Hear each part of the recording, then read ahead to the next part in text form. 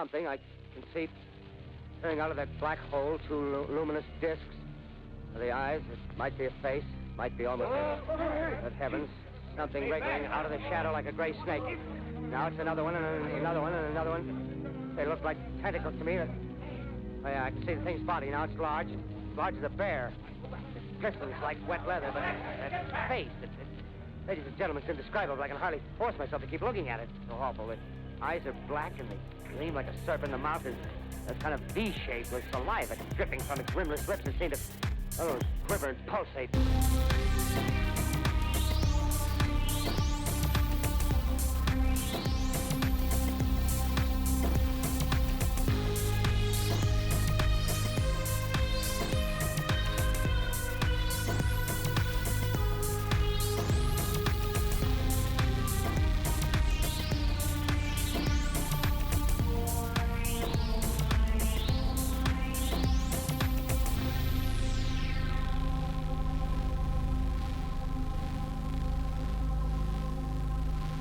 It's been a harrowing night in Springwood Lodge, but it seems the haunting that has so long inhabited the beams and stonework may have passed into the night with the visitor.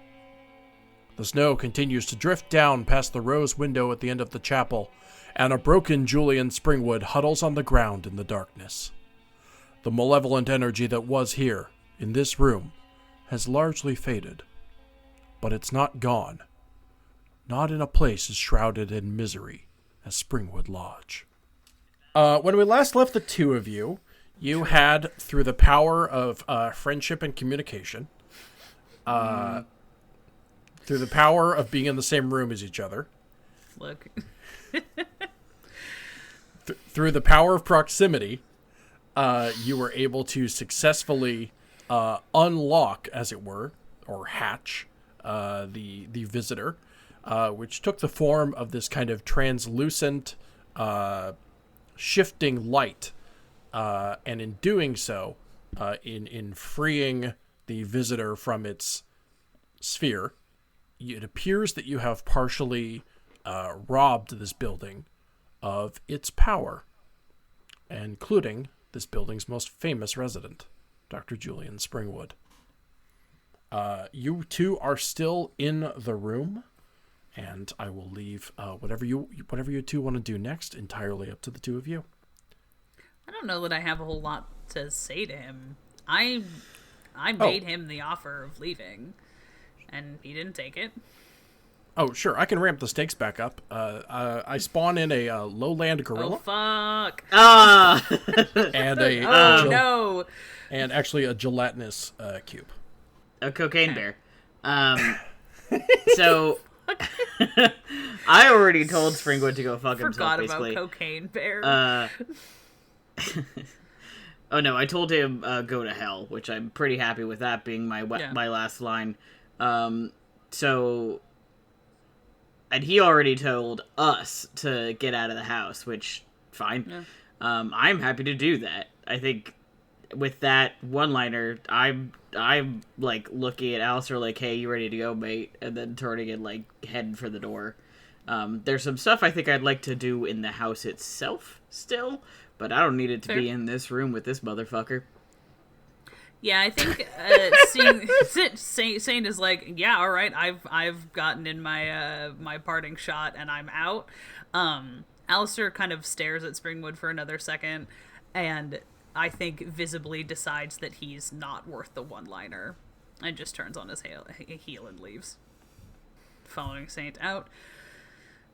Back into the, hopefully none of the candles that were in here have lit anything on fire in the meantime. That would be inconvenient. This place has already been on fire once. Yeah, a small sea of hot wax. And now this is now a towering inferno pastiche. Alas. Part of my concern about spending too much time in this house is that we have Head and Springwood's ass to him. The other boys, and that's not fair. I don't know that they're all boys. The other folks in this place may not necessarily know that their boss has given up, and therefore we might get into more tussles. So I don't think we want to spend too much time in this building. That is an extremely salient point, as illustrated by the fact that Alistair has made a number of somewhat reckless decisions in the last 15 minutes due to being really tired of getting hit in the head. Yeah, fair. I would really like to not walk out of this thing with a fucking concussion. Agreed. My only last thing I really want to do here is just do one more check to determine if all of the ghosts of this building have been kind of sent on their way, and I assumed that they had, because we cracked open the orb and they all like shut up. So last time I was like, oh, they're all good, and then this time I realized, like, oh, I don't actually know if they're good or if they were like saw the visitor and were like, ah, fuck, time to be quiet while this happens. So they dipped is what I'm assuming, but I'd like to double check. Sure, go ahead and roll empathy. Okie dokie. Okay, let's see. That's not the hottest roll I've ever done. That's 2 negatives, a neutral, and a positive. But thankfully, with my empathy at a +4, that's a 3 total. Matty, I don't want to give Saint ghost radar necessarily. Fair enough. I don't want to put possible other ghosts like on your heads up display. Yeah. like you're looking for a quest marker in Skyrim or whatever. Sure. So I'm going to find a way to slightly more figuratively state this. But yeah. I will say that while you for sure do not sense any ghosts in this room due to the incident that happened only a mere couple moments ago, there are kind of faint residual feelings of ghostly energy elsewhere in the lodge. How helpful of me. Okay. So, quest marker updated. Bloop, find the other ghosts. May I... 0/3. The idea of finding 3 specific ghosts in this place and freeing them is very funny. Fuck the other ghosts, I guess. Alistair's gonna, like, need to ask Saint, like, basically like a "so are you done" kind of a thing, because like he doesn't have the same, like, well, you know, but he's like in the sense of like, is that like, I don't understand how this works, but like, have you completed your pre-flight checklist or whatever? Me to my mom when she comes out of the dressing room and I'm trying to determine if she needs to find any other clothes or if she's done. Yeah, but yes. I'm like Alistair's sitting in my exorcism boyfriend chair. Yeah, yes.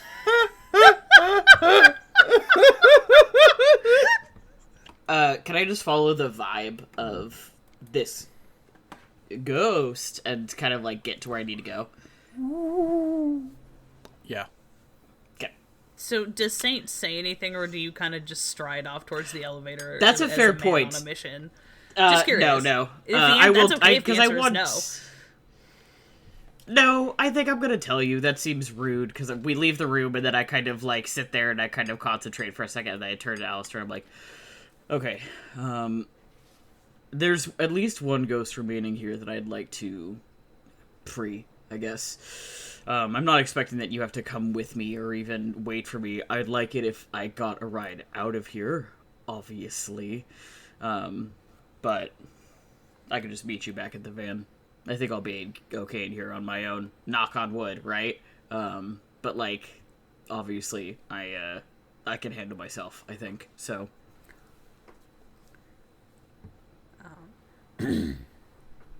I say that, and then Saint gets killed in this building. So, you know. At like the evidence of the fact that Saint, in fact, can absolutely handle himself and apparently anyone else that wants to get thrown at him.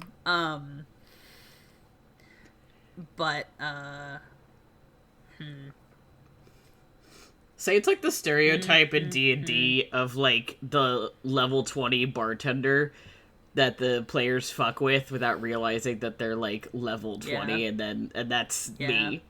So I'm out here beating ass. Floor absolutely wiped with them. Yeah, no, it's good. there may still be cultists unaccounted for in the building. Or no, Stevens called them cultists. Some of Springwood's accomplices may be still unaccounted for. If you want to look out, and after what I just witnessed, I'm curious. Okay. Watch you work. Okay. Works for me. Let's get going then. I don't think I want to spend a ton of time here. Or at least more than we've already spent, so. No. Off we get. Yeah, so we'll head back down the extremely not fire code compliant elevator. If it is in fact down. I don't know what you're talking about. Just because I described it as rickety and lurching in previous episodes, suddenly it's not safe? Ugh. I'm rickety and lurching, and I'm plenty safe. So where do saints... I hate calling them ghost senses, or ESP or something, but, I don't know. I'm very curious at some point, hopefully I'll be able to ask this in character, but I desperately want to know what it, like, feels like for Saint. You know, is it like a sinister, you know, like, is it more like a... It's a HUD. We've discussed this. Yes, no, I know. I'm desperately, I imagine, and like, obviously, I don't have no clue if this is right or not, but I imagine it's like he can hear them. That, like, a place has, like, a resonance, and then the ghosts, like, change that. That's how I've been imagining it this whole time, because of the music angle. Where does Saint's ghost sense... Where does my HUD take me? Yeah, where's the quest marker lead us? You step into the main room. Again, neither of you are choosing to acknowledge Dr. Springwood on the ground. So you've stepped into this new room, this kind of upper lobby that you had a climactic fight in earlier. The two individuals who I believe are still on the ground are in fact still on the ground. Because the other one got bundled up in curtain, and I actually don't remember where they ran off to. But yeah, no, this area is still full of candles and two unconscious bodies. And you meander your way, I think, toward that elevator. Again, I know explicitly I said I didn't want to literally give you ghost radar, but you don't sense anything up here. Can I, like, any kind of a direction of where to head, or is it just, like, not on this floor? Because that's fine. If it's just, like, not on this floor, I'll go down a floor and then start again, you know? Below. It feels below. Baller. Okay, we go below. Into the elevator. There is a kind of sense of, like, lingering anguish beneath you. I know that you just said you weren't like a psychic, but again, I have no other way to communicate that other than through emotion. Yeah, that's fine. You step into the elevator and the doors close in front of you, thus once again locking the two of you briefly in kind of this dark space. I think I described a light in this elevator, which flickers on a little bit as the doors open, although it does not necessarily stay on steadily. It's a very brief ride back to the lobby. If there's anything the two of you want to say to each other, here, now, no, great. Knowing us? Probably not. Unless once again, Alistair's gonna ask me, like, hey man, how you detected ghosts? In which case, I'm not gonna say jack shit, because once again, I've determined I don't know how I find ghosts. No, I think, elevator... Sorry, no, I think Alistair is fairly, like, he's got a lot to think about. Yeah, that too, is I'm also kind of considering, like, the wondrous nature of the thing we just saw. or whatever. It's just a fucking extraterrestrial. Get over it. That looks like the fucking Aurora Borealis. And spoke to us in images and, like, was beautiful and charming. The elevator settles down into the lobby. You can kind of feel the ka-chunk of it settling into the earth, and flakes of dust kind of descend from the top of the elevator as you hear that single ding, and the doors open in front of you. The lobby of the hotel looks relatively unchanged. There is no sign of anything substantial having changed about this place. Although obviously you can feel that a great kind of weight has been lifted off of the kind of decaying bones of this building. But it's still the very same lobby that you wandered into so many hours earlier. With all the benches and the chairs and the lamps and the thick layers of dust. In the corner, though, where you were only a couple episodes ago, you can see that there is a lamp, a side table lamp, that is, like, flickering.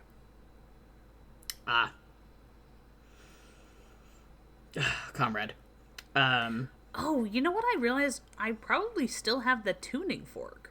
I was actually about to, like, turn to you and ask you to kind of give it a twang, make it easier. I don't for me think to there's talk any to this guy. reason. I don't think that Alistair would have purposefully left it behind. Yeah, so I'm gonna turn to Alistair. Can you twang the fork again? There's no clever way to say that. Yeah, there isn't. Oh, no, there's well, you know, hey, it look. If the other person understood what you meant, that means that the language was successcul. Yeah, as long as if it works, it works. Whatever. Did what its purpose was, which was to convey information. Alistair, Alistair, can you what? can you who's the what's it? Thank you. Can you just absolutely smack that thing? Hey, girl, can you do that thing? I think Alistair sort of like. There's a little bit of like the tiniest bit of a like started out of a like, you know, I've been thinking really hard about something, and sort of almost like realizing that he's still got the tuning fork, and it's just of course, and we'll kind of like this time with a little more. I don't know. I feel he has a little bit of a different appreciation for what it can do. I'm imagining him kind of like hefting, you know, like kind of like not tossing it, but like that thing that you do where you kind of like heft something in your hand, where you're like, like I'm getting a sense for this thing's weight and texture a little more than he had before he very like purposefully just like taps it firmly against one of the like chair legs or something and lets that sound ring out through the lobby. Once again, as in previous cases, the tuning fork starts at a imperceptibly low sound and kind of rises up and goes back down. And there's this weird sort of fluctuating sound that you became familiar with when you tried it in this very same spot last time. And just like last time, the somewhat materialized figure of a humanoid man starts to kind of appear in that armchair. Again, faint at first, just like a shimmer in the light, a distortion in the light, and then over time, a lot clearer. Bearded face, hollow eyes. You know the drill. Certainly do. Okay. I am gonna walk over to him, and there were 2 chairs there. Am I remembering that correctly? Mm-hmm. Yep, I'm gonna sit in the other chair. Why is it that every time I actually talk to a ghost, I'm like, I don't know how to fucking talk to ghosts? This is the man's fucking career. What's the deal with me not being able to talk to fucking ghosts? What's the deal with exorcists? I sit down in that chair. I'm turning towards the figure. I'm going to like extend my hand to him. I'm guessing the answer to this is going to be yes, but it never hurts to ask. I think I told you before that I would like to free all of you, and that's still on the table. Are you ready to go? What a deeply empathetic way of phrasing that. Wow, Saint's cool. His name is Saint. Yeah, it sure is. I am tired of staying here. But this place feels peaceful again, like when I first checked in. There's a substantial pause, even more substantial than the one the DM is doing. I suppose I will miss it here. But I suppose it is time to move on. These are memories I can keep wherever I go next. Very true. Okay. Then let's go. Once again, like, I wasn't prepared to do an exorcism, so, like, I didn't think of, like, a song. But last time I went for something angry. This time I'm definitely going for, like, something quiet and peaceful. I'll, like, take his hand and do my bit.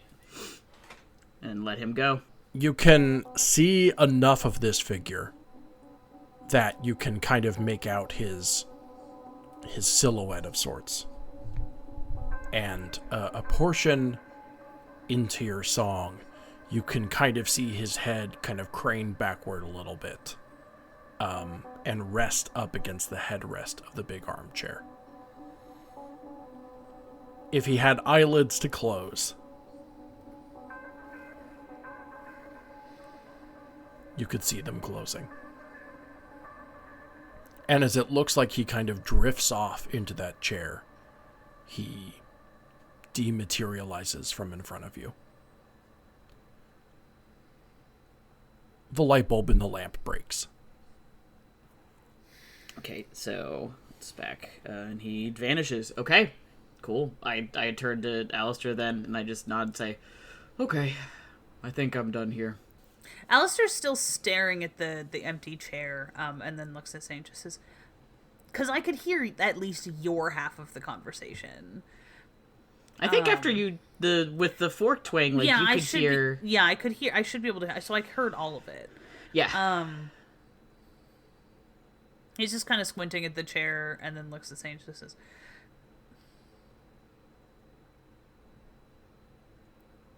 have you ever let one of them stay? I mean, if they want. It's none of my business.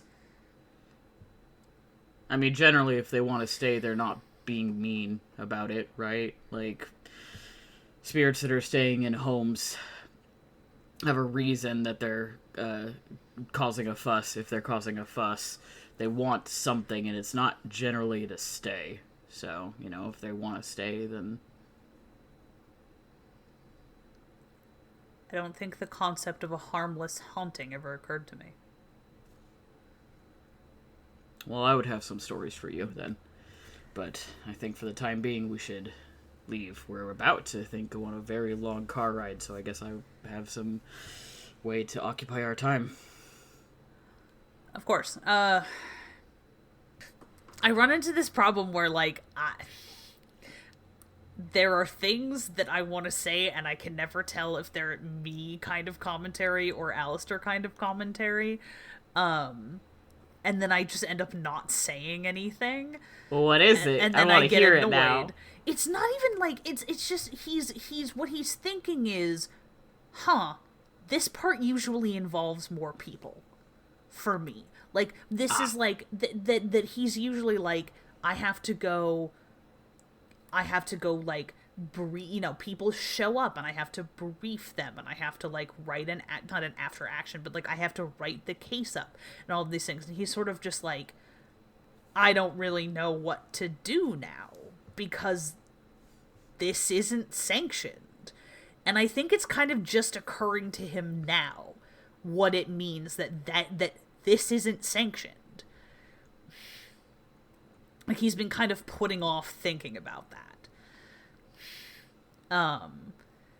And I don't know, I think Yeah, I also think, like, his guard is down, like, a lot more than I think probably Saint has ever seen him.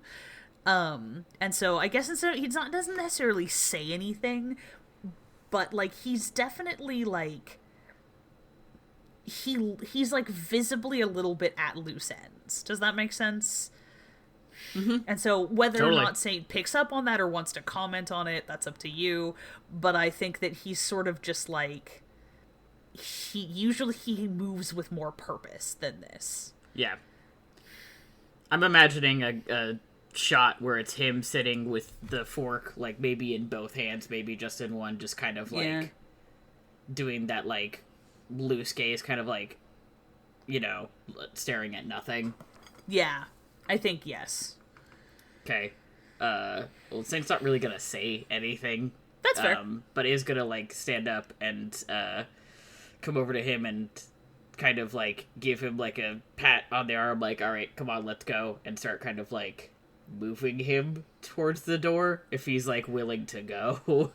Oh, yeah, he'll stand up, and he's just, of course, the van. There's enough tree cover that it won't have gotten snowed in too deeply, and we will head back out to the fucking Alister mobile. The two of you walk through, for the first time, the front doors of Springwood Lodge. There are these two large oaken doors with these huge kind of like wrought iron handles that are bar-shaped and are, of course, very indicative of like the kind of rustic cabin nature of this entire building. And you push against them and are, of course, immediately confronted by the blistering cold outside. It has only begun to snow that much harder during the time that you were back inside after raiding the chalet. And it is that much colder. Weirdly, it is not that much darker, as there is still kind of a lingering light echoing the night sky. Enough that you might assume that maybe it's just the result of a full moon, or maybe there's something else special about the sky tonight. But, beyond that, it is, like, fully nighttime by now, right? Yeah, it's okay. 8, 9 p.m. at least. Okay. So, plenty of time to get dinner. I was guessing, actually, that we're probably going to go down the mountain and maybe want to stay somewhere after what we've gone through. We don't want to just drive straight through. I think that's a pretty reasonable. Are you saying I can cram a second hotel into this chapter? Yeah, you can, buddy. Yeah, you can. Except I was thinking probably more like a motel, but yeah. Is it the Motel 8 that we decided our Alister is low-key convinced are all the same place? Best Westerns, Ezra, come on. Best Westerns. I have the memory of a gnat. I don't fucking remember. I'm going to say, as you start to step out into the cold, you hear footsteps behind you. Oh, fuck. You see two of the cultists kind of run past the lobby, like from the west wing to the east wing. And the first one just kind of darts by with appropriate speed. But the second one kind of lingers for a second and turns to face you from clear across the lobby, perhaps not expecting you to be there. There's something about your again, just that you're where you are and you're not where you're supposed to be, or maybe it's even the fact that you clearly are leaving, just kind of stops them in their tracks. They signal over to the first one, but they don't approach you. Okay, yeah. So I'll look at you. We could do the like look at each other, like which one. Yeah. Okay. And I'll turn to the cultist and say, this is gonna sound alarming, I guess. There are some of your folks upstairs on the 3rd floor who need medical aid. I would get that to them as soon as possible.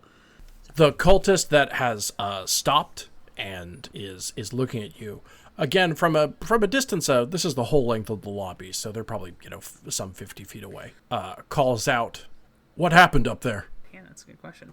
What did happen up there? It's kind of a long story. Yeah, I don't know if I want to get into the deets. I think Alister back in once again, putting on a very quickly sort of putting on a much more, how he flips very quickly from like not playing a character to like I'm in charge and unflappable.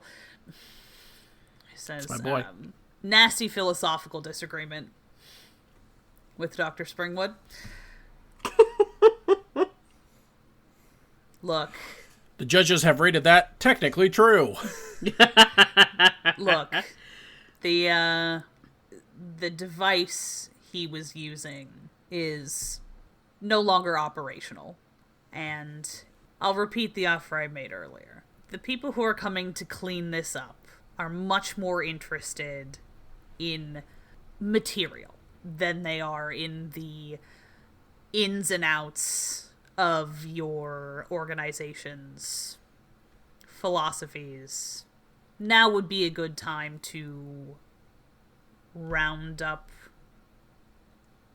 and be somewhere else if you wish to continue with this little organization.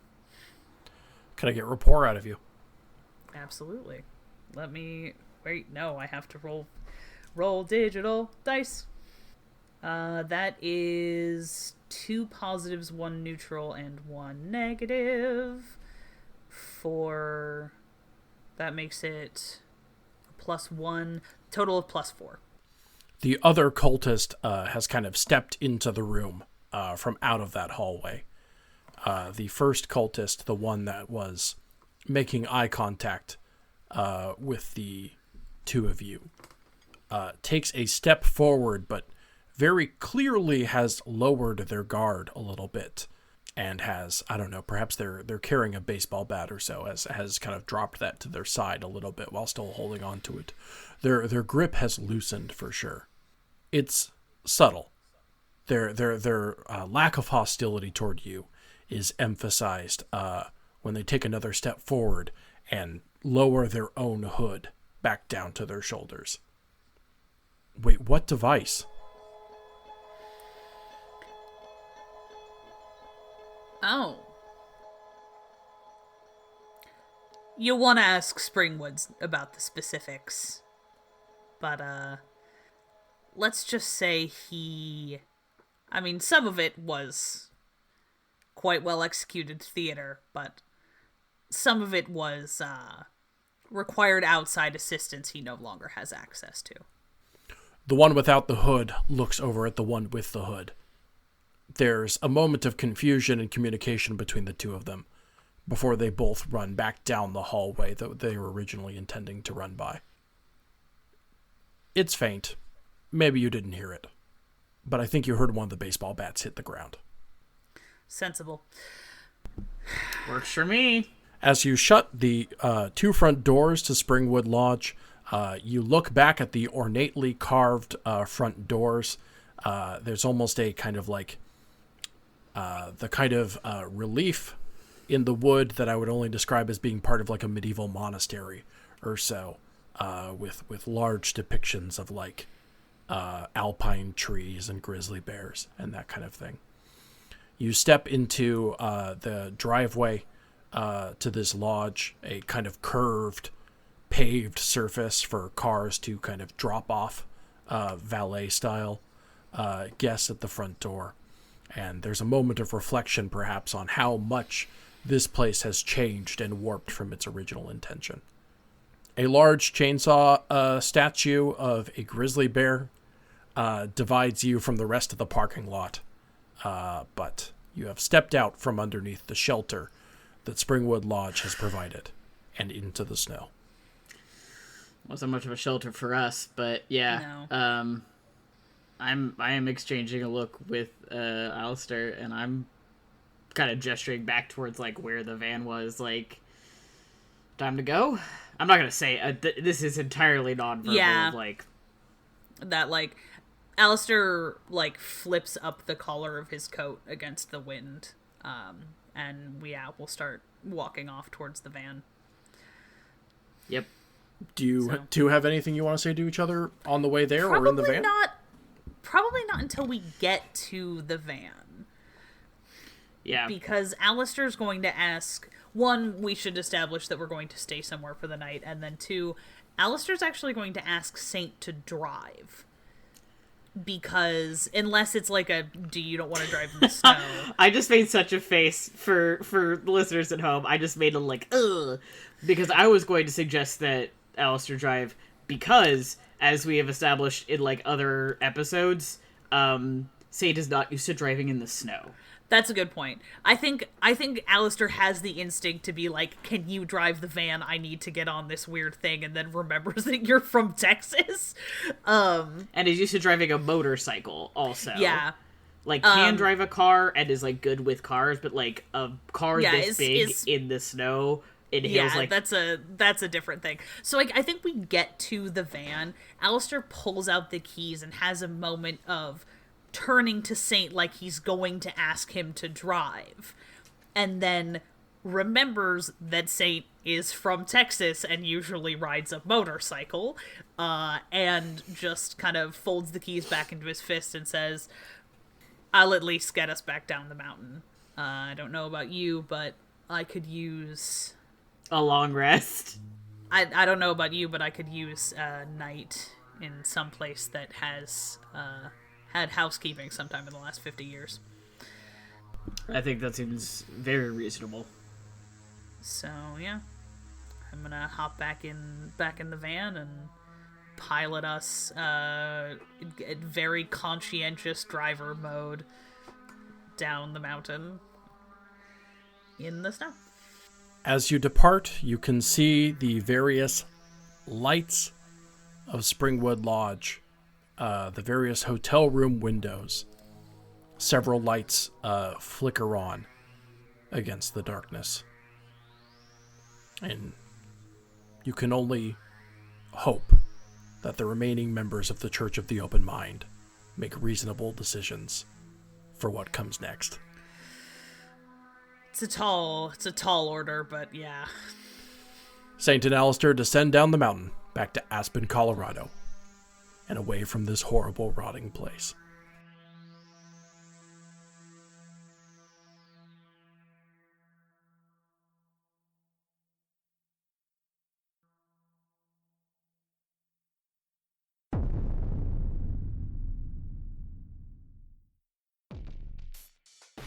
What you've just been listening to was ParaScience, a glimpse into a world unknown. It was an actual play horror adventure told to you through the Fate system. Our players are Ezra Kaye as Agent Alister McAndrews and Matty Trumbo-Gomes as capable young man St. Garcia Flores. As for myself, I was your game master and disembodied voice, Ben Hamlin. I also produced this show. Our theme song is by the incorporeal Johnny Rinaldo, and our logo was created by the haunted visage of Terra Bosart. We are currently in the process of remastering and transcribing earlier episodes of the show, and for that I would like to thank Glory Duda, Marcel Hood, and Julie Cooper, as they write down our every word and weave an intricate web of audio for you. You can stay tuned to our social media channels for more information on these developments. This show is brought to you by Infinity Break, where we're telling stories our own way. You can follow us on social media at InfinityBreak23 and check out our website for all of our other podcasts at InfinityBreak.net. We appreciate you listening to this program. If you want to help spread the word, there are a good many ways to do that. Word of mouth helps us immensely, and you can add us at ParaSciencePod on Twitter. And while you're at it, why not tag InfinityBreak23? We have a Patreon at patreon.com/InfinityBreak where you can start donating to Infinity Break for as little as $1 a month. And if you listen to Apple Podcasts, don't forget to leave a review. Lastly, I would encourage you to join the haunted chorus of voices at the Infinity Break fan Discord. That's bit.ly/InfinityTalk, capital I Infinity, capital T Talk. That's all for now. Let ParaScience never let you sleep. Like a knocking sound from the attic, or a drop of blood from the ceiling. Be careful where you step this chapter.